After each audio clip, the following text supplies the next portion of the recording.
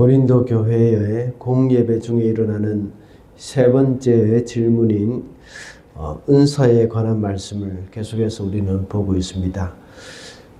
고린도 교회 성도들은 성령의 은사를 많이 받은 사람들입니다. 그런데 그 은사 사용에 있어서 교회에 덕을 끼치지 못했습니다. 그 중에 방언의 은사를 받은 사람들은 공예배 중에 방언으로 기도하는 일이 일어나는 바람에 예배 중에 많은 혼란이 있었습니다. 공예배 중에 주로 말을 하는 것에 속하는 이 방언 기도와 예언을 하는 문제를 사도 바울은 지금 집중적으로 다루고 있는 것을 볼 수가 있습니다. 이 은사들을 올바르게 사용하도록 지도를 하고 있는 것입니다. 그런 내용이죠. 방언은 개인에게 유익하지만 예언은 공동체를 위해서 유익하다고 했습니다. 여기서 말하는 예언은 앞으로 일어날 일에 대해서 미리 말을 한다는 의미가 아니라고 했죠. 하나님의 말씀을 대언한다는 의미입니다. 예언은 모든 성도가 열망해야 할 은사라고 했습니다. 그리고 예언은 사람에게 말을 하는 것이고 교회의 덕을 세우는 것이라고 했습니다. 오늘 본문에서는 방언의 은사와 예언의 은사가 조금 상반된 목적이 있다는 것을 설명을 해주고 있습니다. 방언의 은사는 외적으로 신령하고 특이하게 보입니다. 그래서 고린도 교회 성도들은 방언의 은사를 좀 더 선호하는 경향이 많았습니다. 사도 바울은 20절과 21절에서 예언은 신자들을 올바른 길로 인도하는 지표라는 것을 강조하면서 예언의 은사를 사모하도록 권합니다. 그래서 오늘은 방언보다는 예언이라는 제목으로 말씀을 살펴보고자 합니다. 첫째는 방언은 이 마음의 열매를 맺지 못합니다. 14절과 15절입니다. 내가 방언으로 기도하면 내 영은 기도하지만 내 마음은 아무런 열매를 얻지 못합니다. 그렇다면 어떻게 해야 하겠습니까?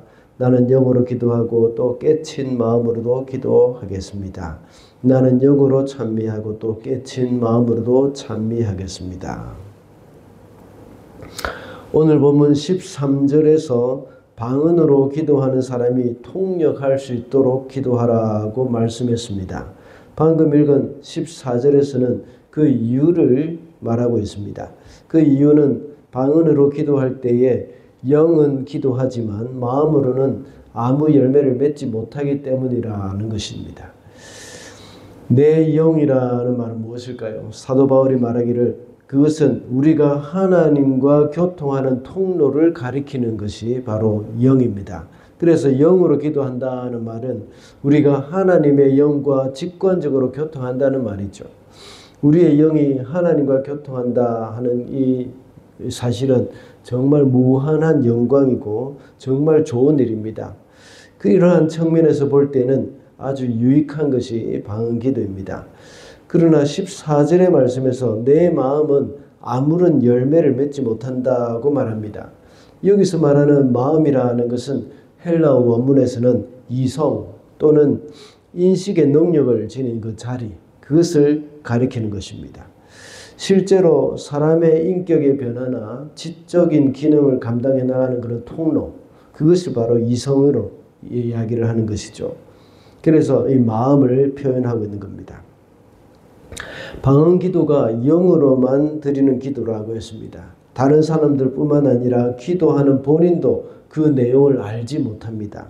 그래서 사도 바울은 방언으로 기도하지만 그 한계가 마음의 열매를 맺지 못한다는 것을 말씀하고 있는 겁니다. 다시 말하여 깨달음이 없으며 더 나아가서 인격의 변화에 있어서도 역시 의미가 없다는 것이죠. 그래서 기도를 통해서 하나님이 주신 깨달음 또는 인격의 변화에는 아무런 영향을 끼치지 못한다는 것입니다. 그렇다고 해서 방언 기도를 전혀 할 필요가 없다는 말은 아닙니다. 이것도 역시 하나님이 우리에게 주신 은사이기 때문입니다. 그래서 개인적으로 기도를 할 때는 방언 기도가 문제가 되지 않습니다. 15절에서는 영으로 기도하고 깨친 마음으로 기도하라고 말씀하고 있습니다. 그리고 영으로도 찬양하고 깨친 마음으로도 나는 찬양할 것이다 하고 사도 바울은 말합니다. 이 말은 방언으로도 기도하고 이성으로도 기도를 하라는 말입니다. 그리고 방언으로도 찬양하고 이성으로도 찬양하라는 말입니다. 여기서 이렇게 말하는 이유가 무엇일까요? 고린도 교회 성도들이 방언 기도나 방언 찬양만 중요하게 생각하고 그것만 신령한 것으로 생각해서는 안 된다 하는 그 말입니다.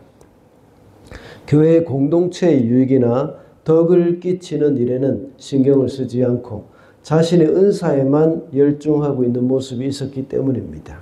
그래서 이성으로 기도를 하고 이성으로 찬양하는 일도 역시 이 방언 기도나 방언 찬양 못지않게 중요하다는 것을 말하는 것입니다.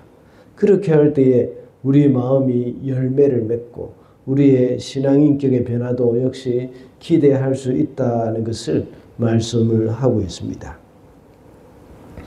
둘째로 예언은 마음속에 숨은 일을 드러냅니다. 그러니까 방언 기도는 우리가 이 마음의 열매를 맺지 못한다고 했는데 예언은 마음속에 숨은 일을 드러낸다는 것입니다. 24절 25절입니다. 그러나 모두가 예언을 말하고 있으면 갓 믿기 시작한 사람이나 믿지 않는 사람들이 들어와서 듣고 그 모두에게 질책을 받고 심판을 받아서 그 마음속에 숨은 일이 드러나게 됩니다. 그래서 그는 엎드려서 하나님께 경배하면서 참으로 하나님께서 여러분 가운데 계십니다 하고 환히 말할 것입니다.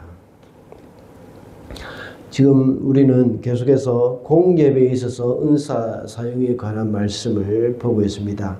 고린도 교회 성도들은 공예배에 방언으로 기도하는 것에 대한 문제점을 지적하면서 방언보다는 예언하기를 사모하라는 말씀을 사도 바울이 하고 있습니다. 방언은 알아듣지 못하지만 예언은 사람들이 알아들을 수가 있기 때문입니다. 예언이 무엇이라고 했습니까? 장래 일을 말하는 것이 아니라 하나님의 말씀을 맡았다는 말입니다. 예언이라고 할 때는 목사가 공예배 때 설교하는 것도 역시 예언이지만 모든 성도들이 믿지 않는 사람들을 향해서 전도 메시지 하는 것도 역시 예언이라고 말할 수 있습니다. 방금 읽은 24절과 25절의 말씀은 목사가 선포하는 말씀이나 또 성도가 나누는 전도 메시지 또는 하나님께로 돌아오라 하는 그 권면 모두 다 해당이 된다고 봐야 합니다. 이 말씀을 통하여 듣는 사람들이 알지 못했던 죄도 역시 깨닫게 되는 것입니다. 많은 불신자들이 이 동성애가 왜 나쁜지 알지 못합니다.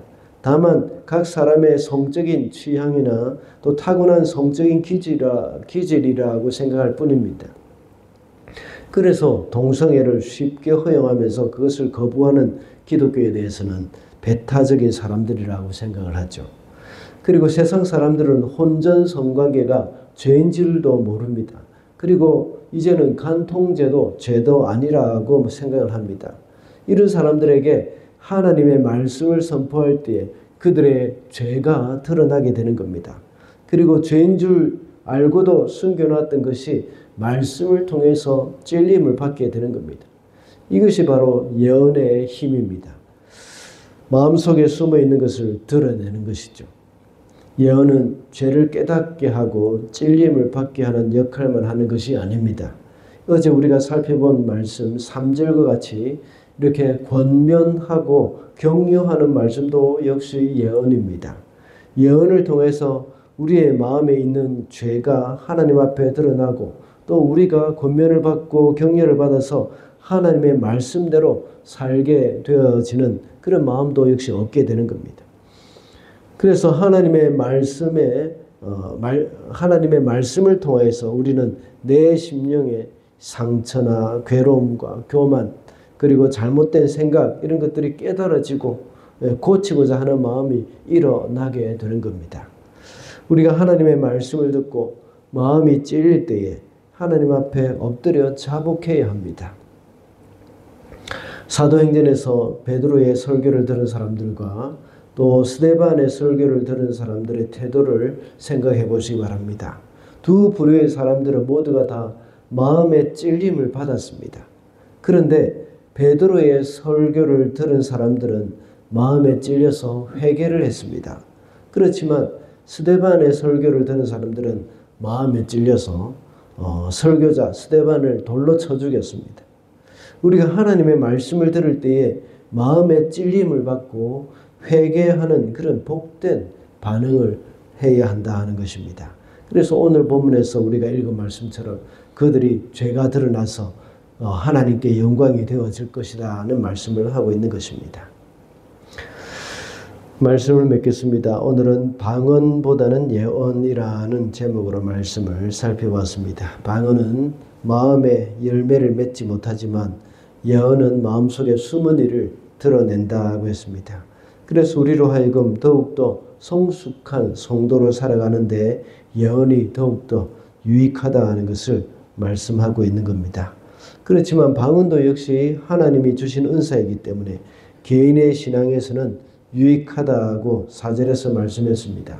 그렇지만 교회의 덕을 위해서 우리는 예언하기를 힘쓰고 그 말씀에 잘 반응하면서 살아가는 저와 여러분이 되시기를 바랍니다.